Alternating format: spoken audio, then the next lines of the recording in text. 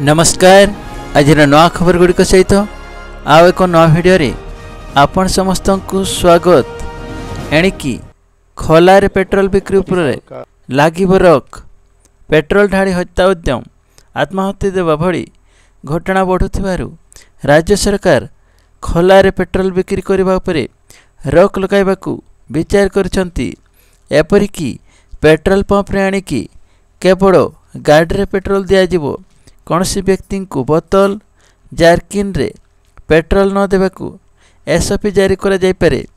एने खाद्य जोगाण और खाउटी कल्याण मंत्री कृष्णचंद्र पात्र गणमाध्यम को सूचना दे कहिसंती जे राज्य सरकार पेट्रोल पंप रे लोकों को बोतल रे पेट्रोल देबा उपरे रोक लगाइबाकू चिंता करछंती।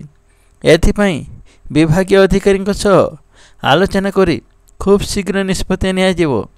ए संपर्क में उत्कल पेट्रोलियम डीलर संघर महासचिव संजय लाट कहिसंती जे एपर्यंत सरकार तरफ बोतल रे पेट्रोल बिक्री बंद करने नहीं कौन से सूचना दि जाए नहीं।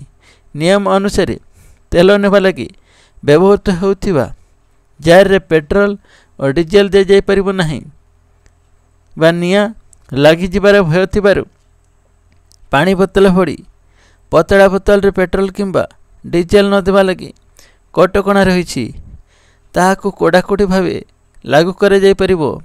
एहा व्यतीत पान दुकान किंबा अन्य जेकोसी दुकान सामना रे बिक्री करे जाय परिबो नहीं पेट्रोल। तेणु कि पेट्रोल उपरे रोक लगा जिवो बोली कहिसंती। परवर्ती खबर, जुलाई 24 रे पुणी एक लघुचाप उत्तर बिहार मध्य भागरू झारखंड दे ओडिशा पर्यंत एक ट्रफ लाइन रही। एथिसह एक उपर वायु घूर्णिबलय पश्चिम केन्द्र और संलग्न उत्तर पश्चिम बंगोपसागर उपरे दक्षिण ओडिशा उत्तर उपकूल आंध्र प्रदेश और यानम ठारू 31 किलोमीटर उच्चरे अछि। मौसुमी ट्रफ लाइन वर्तमान पश्चिम राजस्थान और संलग्न पाकिस्तान बुरू, अयनगर, शाहजहानपुर, लखनऊ, पटना, बांकुरा, दीघा और सेठारू पूर्व दिगार उत्तर पूर्व बंगोपसागर उपरे चिन्हित निम्नचाप क्षेत्र में केन्द्र दे गति करुछि।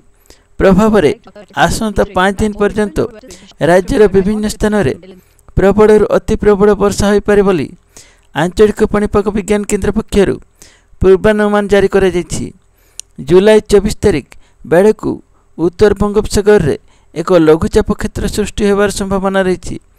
यह द्वारा 23 और 24 तारिख में मयूरभंज, केन्दुझर, बालेश्वर जिलार केतेक स्थान में प्रबल अति प्रबल वर्षा घड़घड़ी बिजुड़ी सह घंटा प्रति 30 ରୁ 40 किलोमीटर बेगर पवन होबाकू थिबारु ऑरेंज वार्निंग जारी होइछि। बाकी जिला गुड़िक वर्षार प्रभाव रही येलो वार्निंग दि जाइछि। 25 और 26 तारिख में अधिकांश जिले में हालुकार मध्यम वर्षा सह घड़घड़ी हो पारे। 24 तारिख में ओडिशा उपकूल, पश्चिम बंग और बांग्लादेश उपकूल एवं संलग्न अंचल में 35 ରୁ 45 किलोमीटर बेगर पवन बहिब। स्थल विशेष में पवनर बेग 55 किलोमीटर छुई पारे, जहाद्वारा समुद्र अशांत रहिबाकू थिबारु 24 तारिख में मत्स्यजीवी माननकू समुद्र भितर को न जावाकू परामर्श दिया जायछि।